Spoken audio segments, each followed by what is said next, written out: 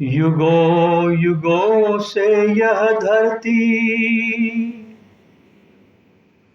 जब करती करुण पुकार, तब जाकर पैदा होता है ओशो सा अवतार। धन्य हुई भारत भूमि, धन्य हुई भारत भूमि, जहां सतगुरु का फिर फूल खिला। राम नाम की अलख जगाने अनहद नाद गुंजार हुआ। राम नाम की अलख जगाने अनहद नाद गुंजार हुआ। हर सद्गुरु की वाणी एक अनहद का नाद है।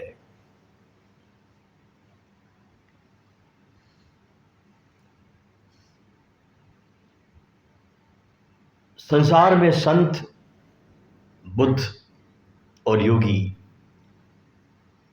तो बहुत हुए हैं, बड़ी लंबी उनकी श्रृंखला है, लेकिन ओशो ऐसे हैं जैसे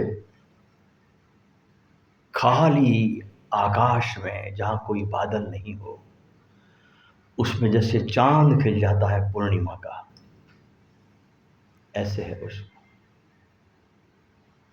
शुभ्र चांदनी, शीतल उसकी किरणें, अमृत की बरसात, अतुलनीय। ओशो अतुलनीय, अद्वितीय, दूसरा कोई नहीं, तुलना किसी से हो नहीं सकती। लोग तुलना करते हैं, ओशो की फोटो अतीत के सब बुद्ध पुरुषों के साथ लोग रखते हैं, वो अपमान है उनका, नहीं रखनी चाहिए, क्योंकि वे अतुलनीय है, अद्वितीय है, अनोखे, अनूठे। जैसे बहुत अंधेरा हो, बहुत घना अंधेरा हो और अचानक कोई दिया जला दे, ऐसे है ओशो, ऐसे इनका नाम है। जैसे मरुस्थल हो, बहुत बड़ा रेगिस्तान हो और अचानक तुम्हारे सामने एक मरुद्यान प्रकट हो जाए, हरा भरा, ऐसे है ओशो। और उनके उपदेश जो हम सुनते हैं, ये उपदेश नहीं है, ये गीत है। हृदय की वीणा पर बजे हुए ये गीत है उनके, उपदेश नहीं है। अगर जो लोग उपदेश की तरह सुनते हैं वे चूक जाएंगे, लेकिन जो इसको गीत की तरह सुनते हैं, क्योंकि उपदेश से ज्यादा जाता है गीत गहरा तुम्हारे हृदय में। और ओशो के शब्दों का अर्थ भी नहीं किया जा सकता, गीतों को तो आत्मसात किया जाता है, उसका अर्थ नहीं किया जा सकता। और ओशो के शब्द बड़े सीधे साधे हैं, कोई पंडितों की तरह उनके शब्द कॉम्प्लिकेटेड भी नहीं है, उलझा उलझा के भी नहीं बोलते कि बहुत आपको उलझा दिया। बड़े सरल, बड़े सीधे उनके शब्द हैं। लेकिन ओशो को केवल केवल केवल दीवाने ही समझ सकते हैं, केवल दीवाने समझ सकते हैं। क्यों दीवाने समझ सकते हैं? क्योंकि ओशो मस्तिष्क से नहीं बोलते, और दीवाने हम उसी को बोलते जो मस्तिष्क से नहीं जीता, तो दोनों का मिलन हो जाता है। और हृदय की वीणा की ये गूंज है, ओशो हमारी हृदय की वीणा को झंकृत करते हैं, अनुगूंज है। और ये ओशो की वीणा की जो गूंज अगर हमारे हृदय के तारों को छू जाए तो हम भी बज उठते हैं, और बड़े सहज बज उठते हैं। और उस बजने की दीवानगी की स्थिति में ओशो को समझा जा सकता है, उसके पहले नहीं। खोपड़ी से नहीं समझ सकते। खोपड़ी का तो अर्थ ही होता है जिसने सब खो दिया और पड़ी रह गई, उसे खोपड़ी कहते हैं। जिसने सब खो दिया, जो भी तुम्हारे पास महत्वपूर्ण था, जो तुम लेकर आए थे, एक भोलेपन की, एक निर्दोष स्थिति की, एक मुस्कुराहट की, एक आश्चर्य के भाव की, ये सब तुम्हारे पास संपत्ति थी।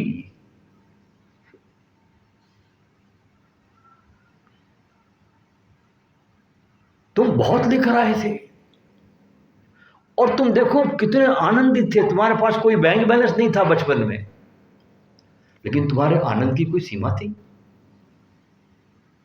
तुम किसी तितली को कितने आश्चर्य से देखते थे, पकड़ने को दौड़ते थे जैसे करोड़ों की दौलत मिल गई।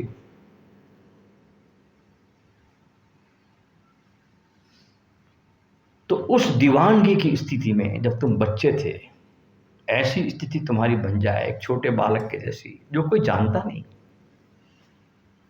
सीधा देखता है, जरा भी विचारों का चश्मा नहीं। इसलिए ओशो को पीना होता है, चुस्की चुस्की पीना होता है, डूबना होता है, अपने को भूलना होता है। प्रेम मार्ग है। गुरु को प्रेम करना है तो प्रेम मार्ग है, भक्ति मार्ग है। दो ही मार्ग है, एक है ध्यान का मार्ग और एक है भक्ति का मार्ग। ध्यान के मार्ग पे सबको भूलना है और अपने स्वयं का स्मरण करना है। भक्ति के मार्ग पर अपने को भूल जाना है और गुरु को स्मरण करना है। ये बात ऐसी है कि जैसे कोई कहे कि गिलास आधा भरा है और आधा खाली है।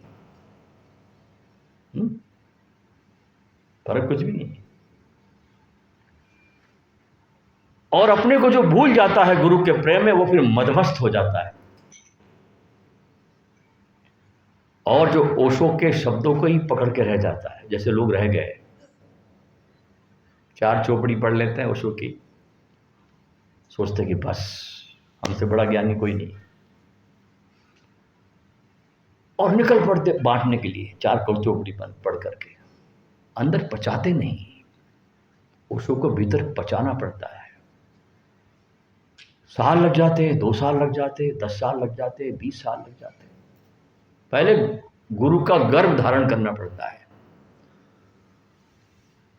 ये तो एबॉर्शन हो जाता है अगर तुमने जल्दीबाजी की, कुछ होता नहीं।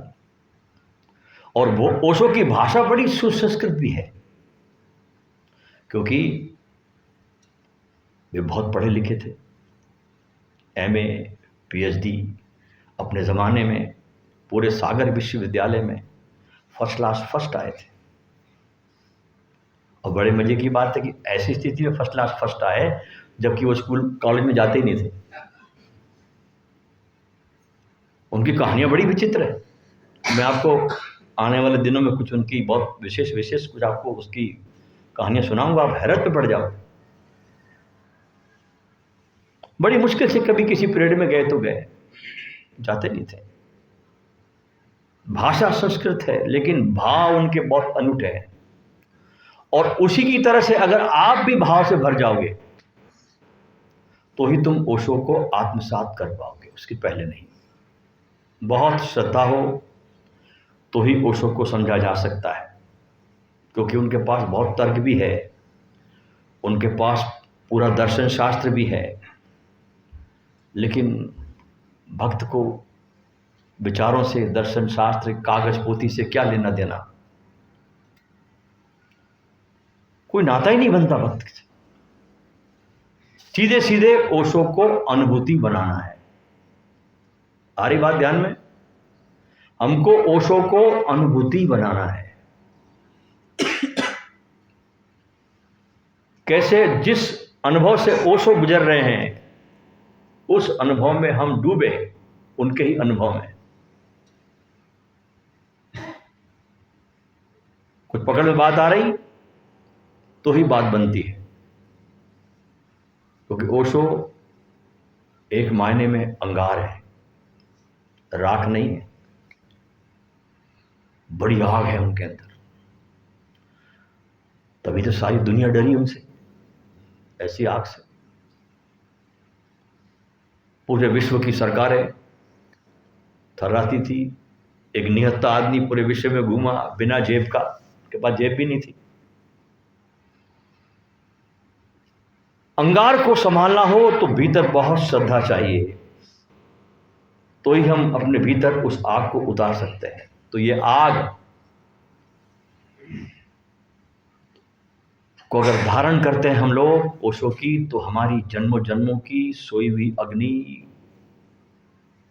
भभक कर प्रज्वलित हो सकती है, दिए बन सकते हैं हम, सूरज उग सकता है हम में।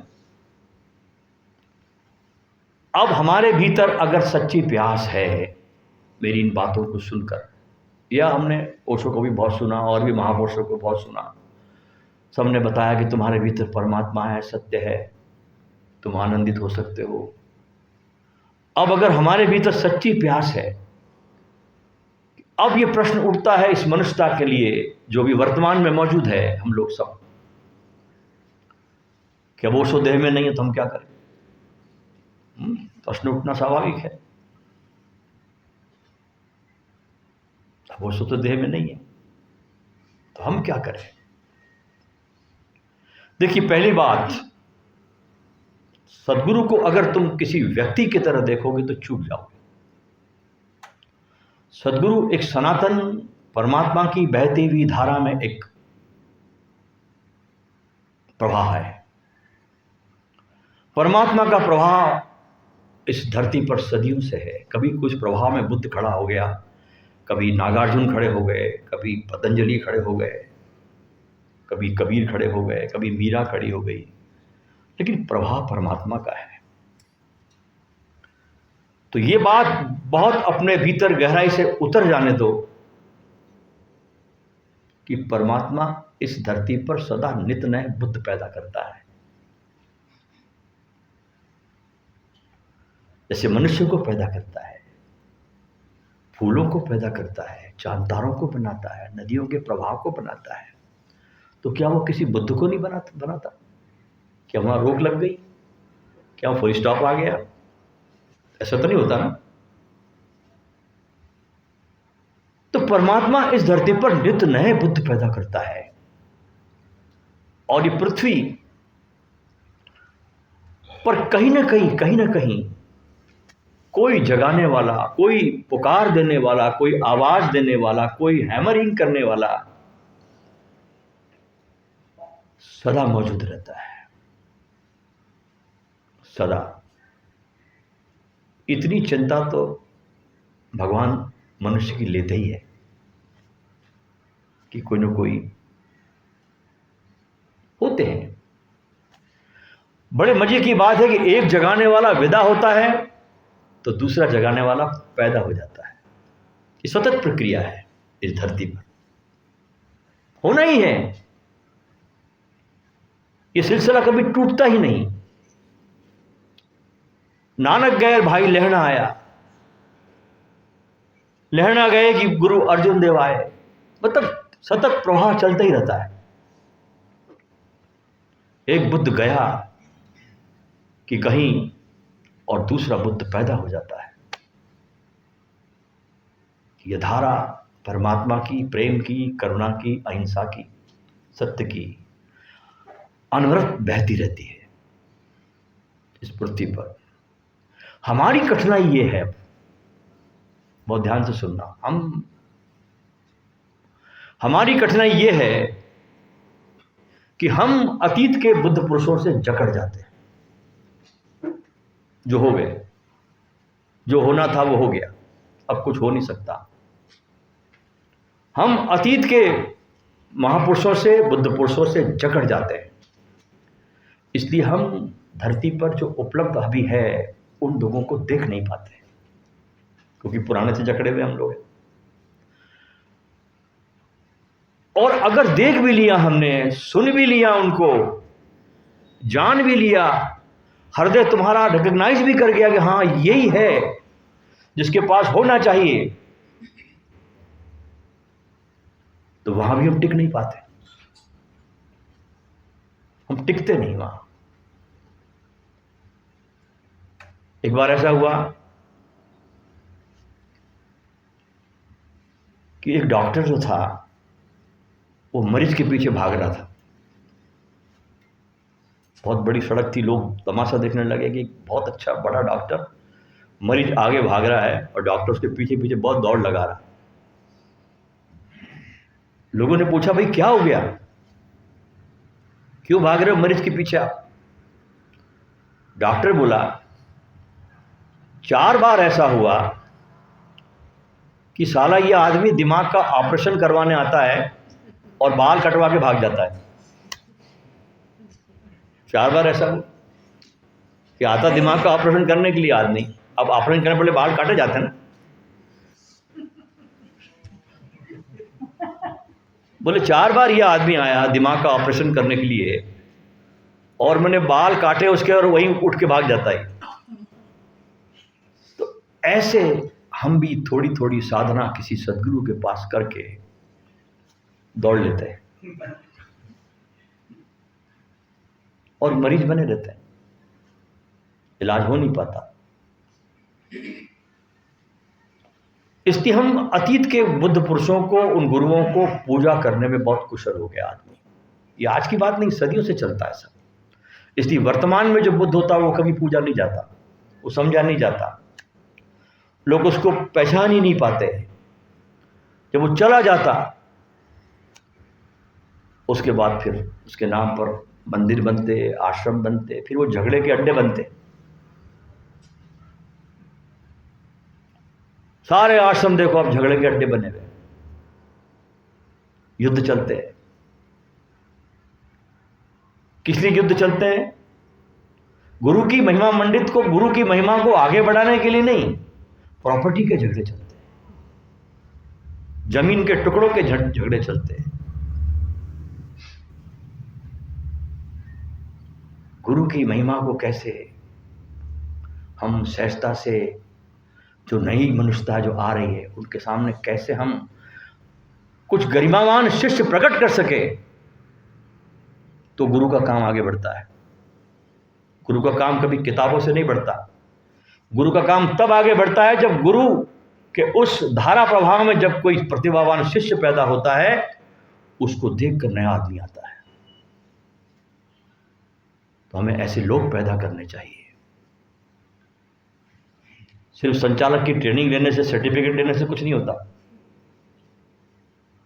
कि आपने ट्रेनिंग ले ली, सर्टिफिकेट ले लिया, साहब अब मैं बन गया संचालक, बन गया गुरु घंटाल, मेरे पास सर्टिफिकेट आ गया, ये इससे कुछ नहीं होता। गुरुकुल में रहना होता है, गुरु के पास बैठकर उस उपनिषद को जन्म देना होता है।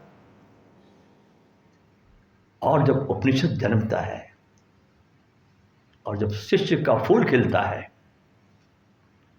तब कुछ बात बनती है। अब बुद्ध को गए 2500 साल हो गए, लोग अब पूजा कर रहे हैं बुद्ध की। बोधि वृक्ष के नीचे लोग दंड बैठक लगा रहे हैं। हम एक बार बोध गया में शिविर लिए थे बहुत पहले, हम देख के बड़े हैरान हो गए कि लोग बोधि वृक्ष के नीचे जैसे हम दंड बैठक लगाते थे, दंड बैठक लगाते लोग। कोई 100 दंड बैठक लगा रहा है, कोई 200 लगा रहा है, कोई 400 लगा रहा है, पसीना पसीना हो रहे लोग। बुद्ध ने क्या देशना दी थी और लोगों ने क्या देशना दे दी। तो वास्तव में अगर हम किसी बुद्ध से प्रेम करते हैं तो हमको किसी न किसी बुद्ध को अपने जीवन में खोज लेना चाहिए, क्योंकि परमात्मा की तरफ सीधी यात्रा नहीं हो सकती, क्योंकि कभी देखा नहीं, कभी उसको जाना नहीं, कभी उसकी आंखों में झांका नहीं, कोई पता नहीं। सुना परमात्मा है, हमारा अनुभव तो नहीं। तस्वीरों में देख लिया राम जी को, कृष्ण जी को, फलाने को, ढिकाने को, लेकिन वे परमात्मा नहीं है, वो उनकी छवियां हैं, वे छाया है परमात्मा की।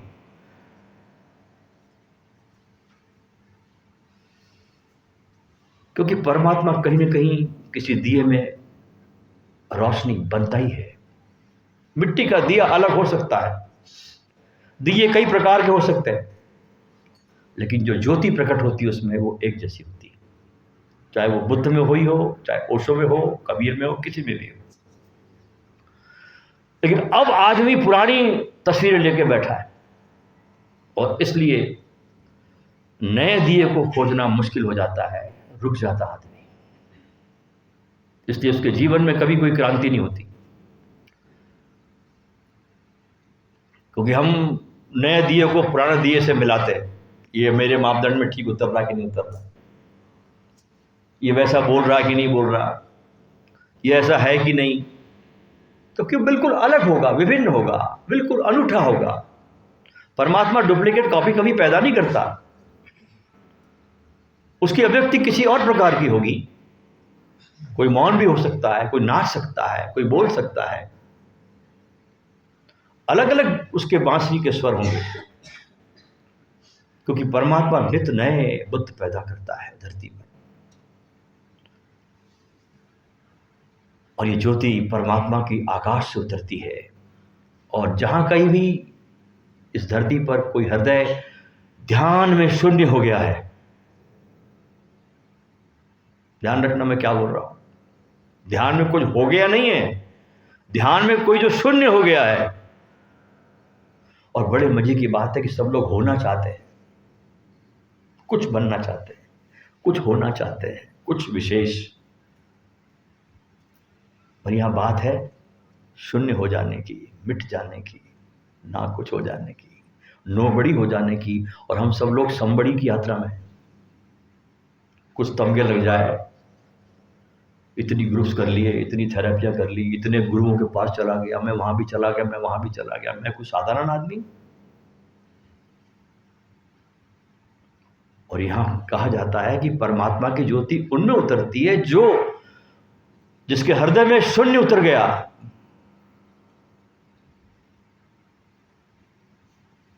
वहां पर इसकी ज्योति उतरती है। और सद्गुरु क्या है?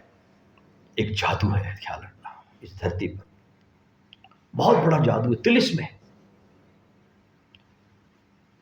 उसका स्पर्श भी तुमको जगा सकता है अगर तुम बहुत भाव से गुरु को प्रेम करो, अतिशय प्रेम की अवस्था में। और बड़े मजे की बात बताऊं मैं आपको कि ये ज्ञान का सद्गुरु से हस्तांतरण जो शिष्य को होता है, एक दिए से दूसरे दिए में जो रोशनी प्रकट होती है ना, वो बहुत अतिशय प्रेम की अवस्था में पैदा ये घटना घटती है। उसके लिए सूफी लोग इसे कहते हैं इश्क। वो प्रेम यूज नहीं करते शब्द, सूफी लोग इश्क कहते हैं। सूफी कहता है दो तरह का प्रेम धरती पे होता है, एक को कहते हैं मुहब्बा, यानी जिस प्रेम को हम जानते हैं, माता पिता का प्रेम, बाल बच्चों का प्रेम, पिता पुत्र का प्रेम, पत्नी का प्रेम, ये मुहब्बा, छोटा लुकवार्म। दूसरे तरह का प्रेम सूफी कहते हैं इश्क, मतलब ऐसे प्रेम में इश्क मतलब कोई शक नहीं, जिसमें अब संदेह खत्म हो गए। इसलिए सद्गुरु एक जादू है, एक तिलिस्म है, बहुत बड़ी बात है सद्गुरु। अब हम शिविर में आए तो इस जन्मोत्सव में अपना भी, खुद का भी पुनर्जन्म कैसे हो। एक जन्म तो माँ बाप ने दे दिया आपको, आपने माँ बाप से लिया, शरीर धारण किया, एक जन्म आपका शरीरों का हो गया। अब आपका पुनर्जन्म कैसे हो, इसके लिए कुछ सूत्र आप समझ लें इस शिविर के लिए।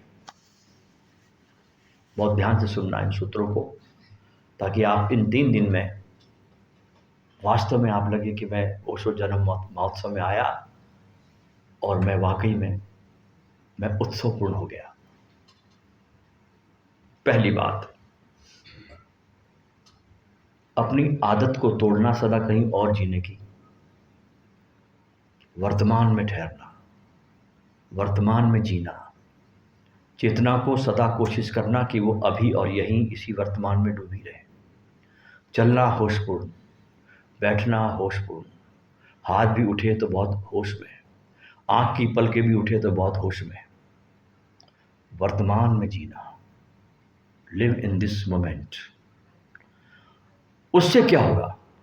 जब हम वर्तमान में जीते हैं तो हम खुलने लगते हैं, हम ओपन होने लगते हैं। तुम्हारा वर्तमान में हो जाना तुम्हारा खुल जाना है, ध्यान रखना। तुम खुलते क्यों नहीं? क्योंकि तुम वर्तमान में हो नहीं, इसलिए तुम बंद रहते हो। तो वर्तमान में जीना, प्रेजेंट में जीना, और अतीत और भविष्य के चिंतन की धारा में इन 3 दिनों में बिल्कुल बहना नहीं। अतीत चला गया, भविष्य है नहीं, जो आपके पास है वो आपका वर्तमान है, इसमें जीना। भागेगा मन, उसकी तरफ ध्यान नहीं मत देना। मन भागा, जैसे होश आया फिर वर्तमान में उस मन को ठहरा दिया। अतीत और भविष्य के कारण हमारा वर्तमान और भविष्य, वर्तमान चूक जाता है अतीत और भविष्य के कारण, और जबकि वर्तमान हमारा केवल वास्तविक है, रियलिटी है। तो वर्तमान में जीना, और केवल वर्तमान में होकर ही परमात्मा को, सत्य को पाया जा सकता है और आपका पुनर्जन्म हो सकता है। दूसरा सूत्र है सहजता से जीना। सहज जीना, कॉम्प्लिकेटेड नहीं, क्योंकि हमारा सारा व्यवहार, लोगों के साथ हमारे संबंध बड़े कृत्रिम, बड़े औपचारिक है। हम किसी को देखकर मुस्कुराते भी तो बहुत कंजूसी से मुस्कुराते हैं, जिसको देने में हमारा धेला भी लगता नहीं, कुछ जाता नहीं, वहां भी कृपणता हमारी झलकती है। तो सहजता से जीना, एक झूठा आवरण जो हमने अपने पर सदा ओढ़ा हुआ है, अपने एक पर्सनालिटी का, जो आप है नहीं, और उस झूठे पर्सनालिटी का आवरण जो हमने ओढ़ लिया, तो धीरे धीरे हमारी वास्तविकता क्या है हमारे स्मृति से चली जाती है। उसको अपना हम मान लेते हैं, उस पर्सनालिटी को। तो इन 3 दिनों में इस झूठी खाल को निकालकर फेंक देना है। आप यहां पर किसी भी प्रकार का झूठा नाटक करने के लिए नहीं, स्वयं को जानने और देखने के लिए अपने आप को यहां पर आए हैं। इसलिए झूठे चेहरे को, झूठी पर्सनालिटी को, आप क्या है, कौन है, क्या है, दुकानदार है, कोई नौकर है, क्या है, सब मिटा दें, भूल जाएं 3 दिन के लिए, और बहुत सहज, बहुत ही साधारण, जैसे आप कुछ है ही नहीं, ऐसे होकर जिए। उससे जो आपके भीतर, जो आपकी जो मौलिकता है, जो सहजता है, वो प्रकट होनी शुरू हो जाएगी, जो दबी पड़ी है। और सरल और सहज जीवन में ही आपकी साधना विकसित होती है। हम पूछ सकते हैं, भाई ध्यान क्या है? हमको अक्सर लोग पूछते हैं, और हम भी पूछते हैं। हम लाभ ध्यान करते हैं, हम लोग इतने शिविरों में जाते हैं, ध्यान भी करते हैं, लेकिन अक्सर लोग पूछते हैं, स्वामी जी बताओ ध्यान क्या है? हम कहते तुम इतने दिन से ध्यान कर रहे हो, तुमको ध्यान समझ में नहीं आया है? लगता है ध्यान के नाम पे एक्सरसाइज कर रहे हो।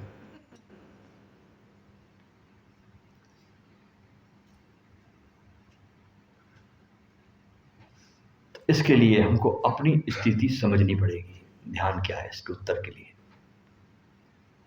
और हमारी स्थिति क्या है? लगातार विचार ही विचार, विचार ही विचार, विचार ही विचार। ये हमारी कंडीशनिंग है, विचार ही विचार।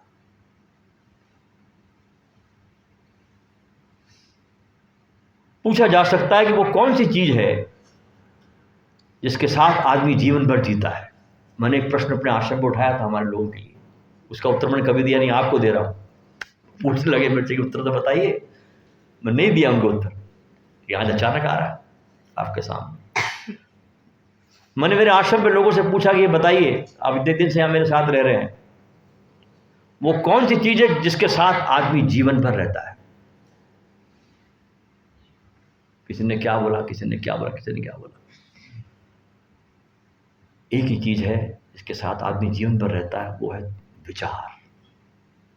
सोते में भी रहता है, जागे में भी रहता है, कभी छूटता नहीं, मरे तक रहता है। एक मारवाड़ी मर रहा था, अब मरना तो मारवाड़ी को पड़ता है।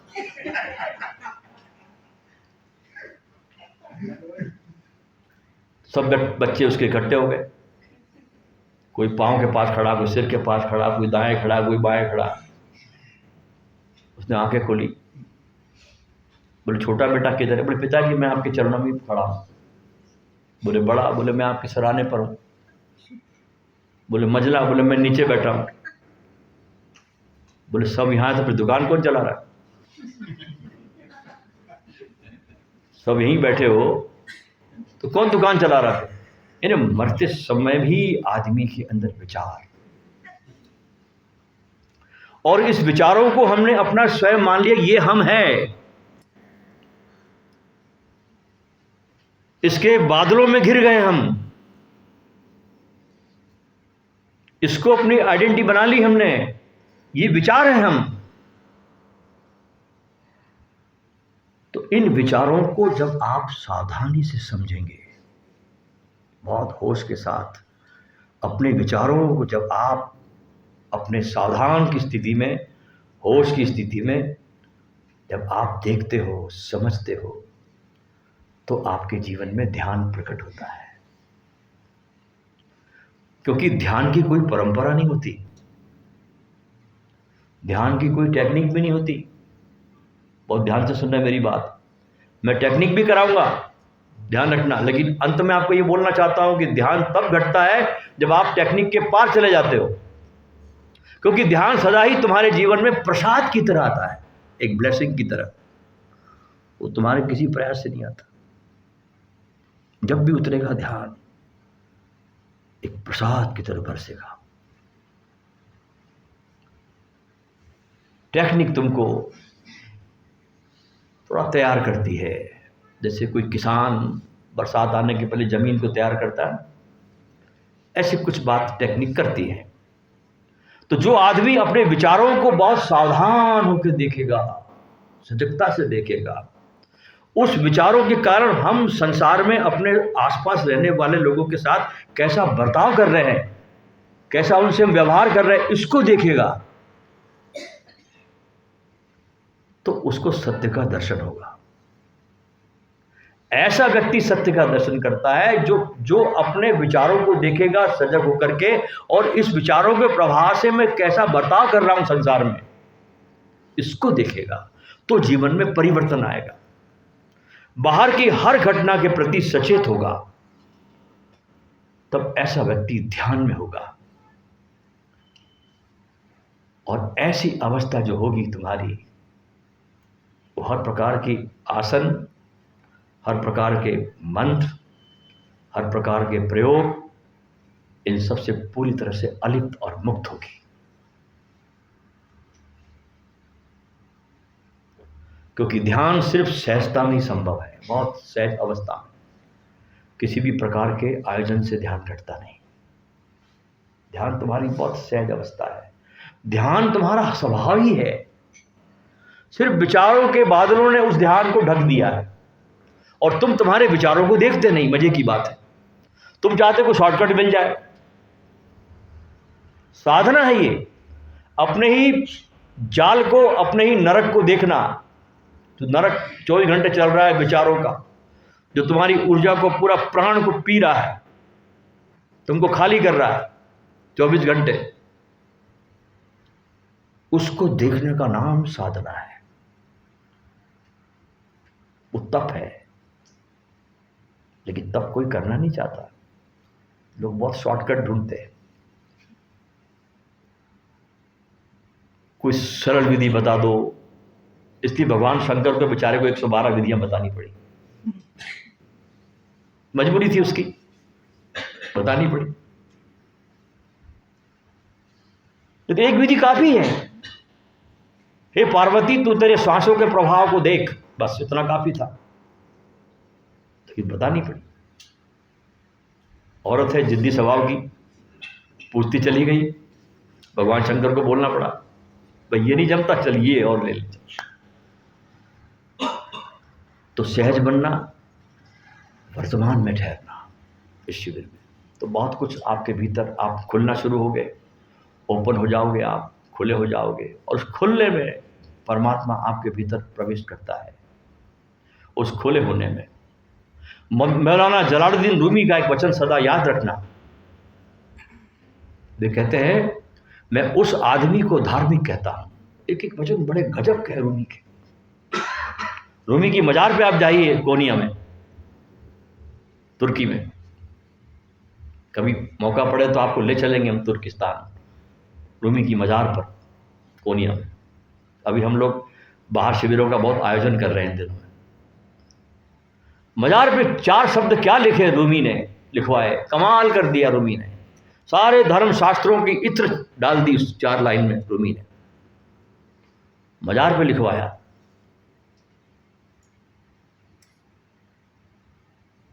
मुझे ढूंढने वालों, तुम मुझे यहां मत ढूंढना, तुम मुझे वहां ढूंढना जहां मुझे दिलों से लोग प्रेम कर रहे हैं। रूमी तुम्हारे दिल में बसता है। कोई समाधि में रूमी बसता है क्या? पत्थरों में बसेगा रूमी? वो तुम्हारे दिल में बसता है, तुम्हारी धड़कन में बसता है रूमी। हर सदगुरु तुम्हारे दिल में बसता है, इसलिए दिल में बसाइए ओशो को। दिल को संवारिए, दिल को साफ करिए, दिल की कालिक को हटाइए, दिल को उजला बनाइए। और उजला तब बनता है जब आप बहुत वर्तमान में जीते हैं, भविष्य और अतीत की कल्पनाओं से मुक्त और सहज जीते हैं, एक बच्चे की तरह। धर्म है वापिस अपने उस बालवत को पा लेना, सारे अनुभवों के बाद। आइए एक छोटे से गीत के साथ हम इस सभा को समापन करते हैं।